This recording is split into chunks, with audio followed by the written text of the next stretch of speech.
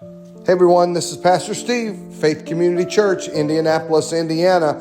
Thanks for jumping on here and watching as we continue to talk about the first church and what the Holy Spirit did to get the church off the ground in the book of Acts. Remember, it was 40 days after Jesus resurrected that he ascended to the heavens. And right before he ascended, he told his disciples not to depart from Jerusalem, but to wait for the promise of the Father. And he said right there, he goes, you will receive power when the Holy Spirit has come upon you, and you will be my witnesses in Jerusalem, in Judea, and Samaria, to the ends of the earth. This is in Acts chapter 1. Jesus made a promise that even though I'm leaving you, I will send the Holy Spirit. And what the Holy Spirit will do will give the church power. So the church, the first church, like we're talking about, was born in so much power and promise. And God wanted a move of the gospel, the good news of his son, to resonate across all of planet Earth. And that's why Jesus promised that you'll receive power and you'll be my witnesses.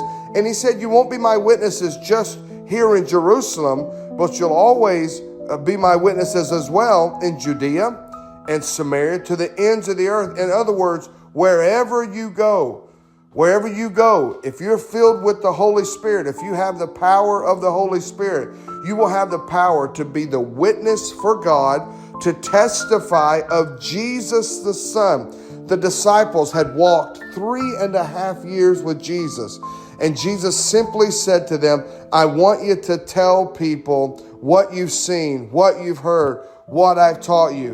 And so that's what happened when the power came. But then he asked them to wait for 10 days. They had to wait in the upper room, and they waited. And as they waited, I want you to think about it like this.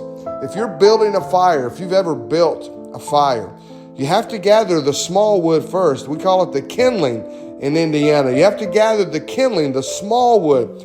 You just can't stick a giant log and try to light it with a flame or with a match. It will not light. So for 10 days, they gathered together, they prayed, they waited upon God. Their attitude was seeking the face of God. And after 10 days of waiting and gathering that wood, the spark of the Holy Spirit came down and fire was lit in the city of Jerusalem. The Bible tells us in Acts chapter 2 that they were all together in one place, and suddenly there came from heaven a sound like a mighty rushing wind, and it filled the entire house where they were sitting. I think it's interesting that even though they waited,